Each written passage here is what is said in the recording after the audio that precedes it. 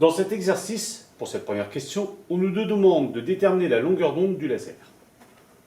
On nous dit que le laser émet ici à une longueur d'onde de 550 nanomètres. Si on utilise le cercle chromatique, on constate que une longueur d'onde de 550 nanomètres correspond à une lumière de couleur verte.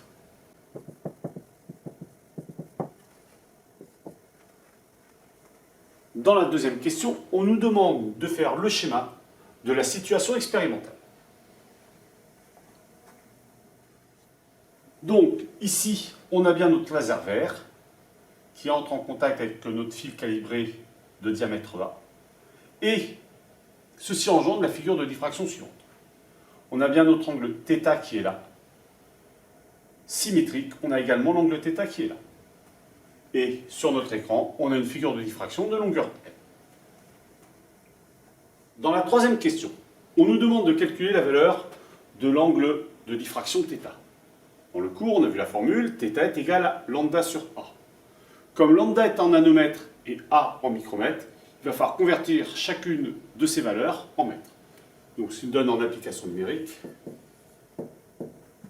θ est égal à, donc lambda c'est 550 nanomètres, donc 550 10 puissance moins 9 mètres, divisé par A, qui est 60 fois 10 puissance moins 6 mètres. Tu nous donnes un angle θ égal à 9,2 fois 10 puissance moins 2 radians.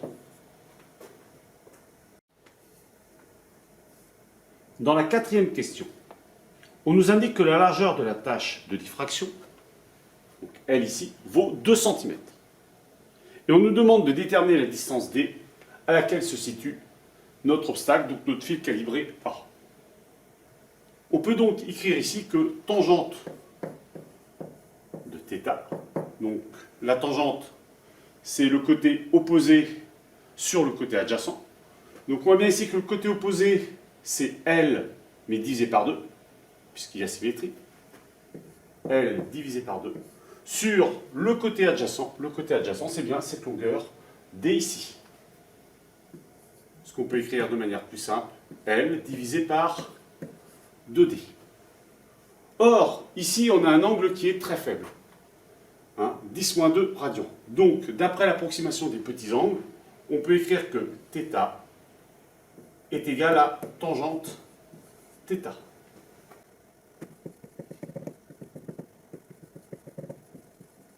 On en déduit donc que θ est égal à L sur 2D. Or, on a vu tout à l'heure, d'après le cours, que θ aussi est égal à lambda divisé par A. Donc, on va pouvoir égaliser ces deux expressions, ce qui nous donne que L sur 2D est égal à lambda divisé par A.